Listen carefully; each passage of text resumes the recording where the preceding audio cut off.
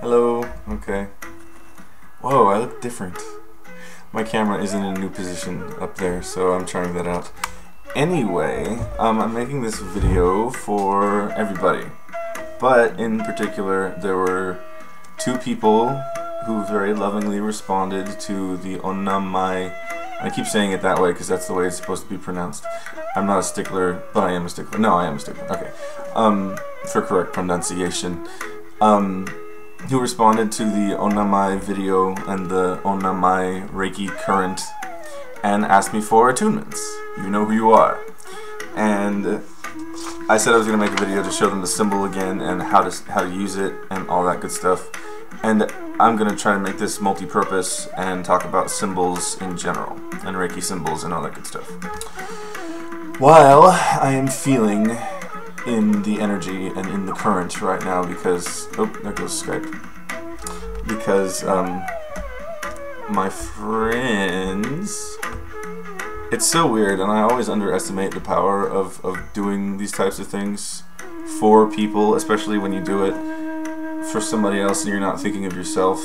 All the love and appreciation and energy that comes back to you is like manifold. It's just like knocks you out of your chair, you know, and I'm like, wait, I didn't do this for any other reason. It's really weird.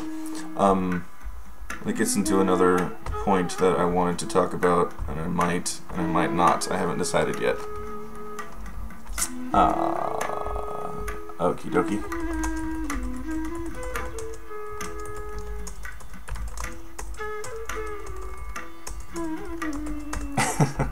Okay, I'm being funny. Now, symbols. I showed it in my last video about this Onna-mai Reiki.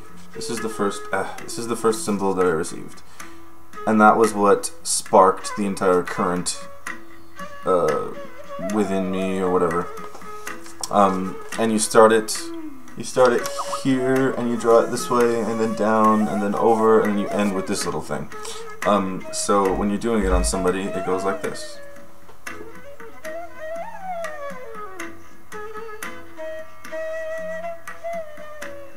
And then what I do is I send back, and I just let that sort of seep into the ether.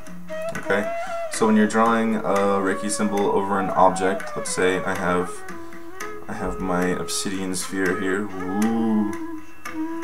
Let's say you want to clear a space with your obsidian sphere or with a crystal grid or something. And what you do is, I always use sword fingers. You can use one finger, you can use a wand.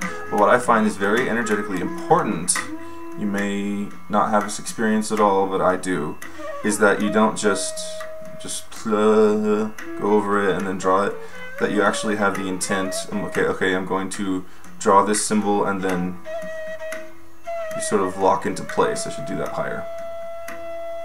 You sort of lock into place where it's going to happen, and then you start to draw. So you pick a point, and then when the time is ready, the energy will decide. Just start the energy flowing with the intention, I'm going to draw this symbol, and it is going to change the aspect of the energy, or I'm going to draw this symbol to charge this object, etc., and then just let the energy flow. And there will come a point when it just feels right, and your hand will just naturally, don't even force it, just let it just happen naturally. It doesn't matter how long it takes. And then draw the symbol. And end with a flourish. I always like to end with a flourish because it's psychically effective. You do this, and then, you know, then you feel the energy coming through and let it spread. This is another symbol that I received for the same current system, and you'll notice in any Reiki system, if you just go on Google and look up Reiki symbols or using Reiki symbols, etc., you'll find billions of symbols, and you can use any of them with any Reiki system. They're not exclusive to anyone or anything or any energy. And this is similar to ones you will see out there. This is the one I received. Hopefully you'll be able to see the numbers. If you pause the video, the strokes are numbered. So you start with the inner circle, then the outer circle, then the left branch, and then down, and then the right branch, and then down the center. And another thing about Reiki symbols is people get all crazy about the direction that you do, the order of the strokes and everything. Don't even worry about it. Try it one direction, try it another. See if it changes the flow or the feel of the energy. in the first place. If it does, great. Then you can use both of them just for different reasons. Some people say that if you take the regular symbol and draw it the regular way, it goes out. If you reverse it, it comes towards you. So that might be something that resonates with you. I just felt it myself.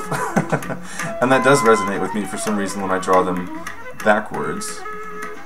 Yeah, the energy seems to come forward, and so I do that. I'm right-handed, and so if it were left-hand, then maybe I would want to reverse it normally and then draw it the normal way to have it come back to me instead. That is up to you. This symbol that I was talking about, whoa, energetically significant. That song always does that. I'll draw it so you can feel it if you're tuning in.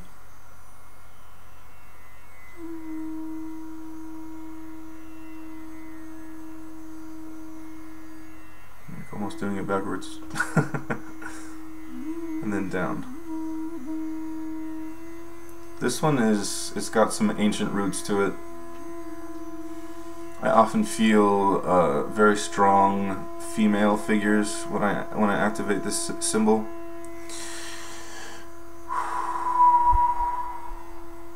It has a very, very well, Onna-mai, given what it is, has a very feminine current running through it. It is a very feminine current. It's very laughy and giddy, but this symbol expands and grounds. And so you can be working with the energy, and then you can use this symbol, and it just takes it to a whole new level. It kind of like, it just opens it up, and then it brings it down, and grounds the energy very much. You can use this as a finishing symbol, like if you're working with the energy yourself, you can end a session with this. Or you can just do it to see what happens and try it and have a good time. This last one is a variation on the last symbol, and there will be more, and I will make more of these videos. And you'll notice that spirals are very common in all Reiki systems and a lot of Reiki symbols and energetic symbols in general. There's also, you might want to look up if you're interested in this subject, Seichim, which is usually spelled, I think, S-E-I-C-H-I-M, but it's also Seikim, S-E-K-I-M, or S-E-I-K-I-M, etc. And it continues on in differences in spelling, and there's all kinds of differences in the system, which is another branch of Reiki, which has 4 distinct elements: 1 fire, water, earth, and air elements, and has like shrouded in Egyptianness, and it has its own symbols as well, and a lot of them are very, very powerful, so you can use those symbols too. And you will notice spirals in a lot of these. Anyway, the first Reiki symbol you learn is Choku-rei, and it's like, I don't know why I rolled my R there, Rei. And it's just a tail, almost like half of a T with the spiral, and you find it. And it's very powerful for directing energy forward and amplifying it. What I find with symbols is that's exactly what they do, and usually the direction I go in a clockwise manner, and I like to make them 3-dimensional. Wow, it's crazy. I have this idea. Watch.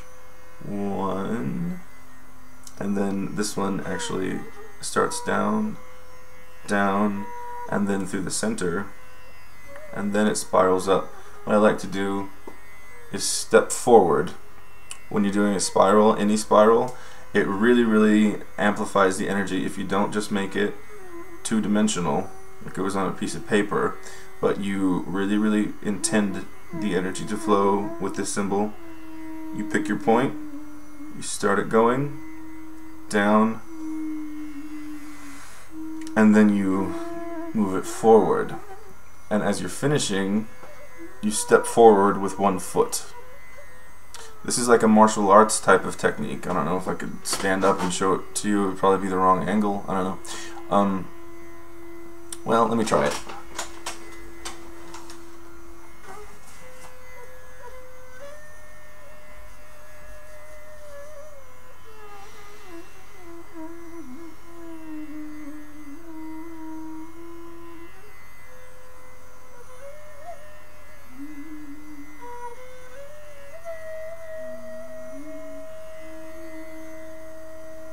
Just like that. Okay? And that really changes everything once you start to really be sensitive to energy, because you'll notice that energy moves around you and through you and coming back and forth, and there's all these levels and layers. And if you don't have some type of footing, literally, in Qigong or Tai Chi and all that kind of stuff, and that really standing on your feet and in your power type of thing, then you're going to get all out of whack and it's going to feel strange and you're not going to be sure what's going on. So once you learn how to do that, you're really stepping forward and you're moving with the energy, then it really changes everything, okay? That's just something that I've learned anyway. I guess that should be it for now. What I found... Okay, I guess I should say the first symbol just tunes into the Onna-mai Reiki current. The other ones expand it. Oh yeah, and the last one with the spiral, it takes it back down and brings it back up and sort of redistributes it. Like, see, that's what the spirals are for. In a lot of cases, they take energy and they move them in other places. So the structure of a symbol can be a key to unlocking it, and a spiral, for some reason, just kind of like moves the energy up or down or forward or backward or whatever. In this particular symbol, the third symbol that I showed you, you're activating that expanding current, which was the second symbol, and then the grounding current, which is the same thing, and then taking it and moving it back up. And so it sort of like redistributes it and kind of balances out. But it's still, I find it very tingly. It gets a little more intense with that one. And a friend of mine said he started to feel it more in his head centers with that symbol. So, anything else I want to cover? Not at this precise time. Okay, thank you for watching.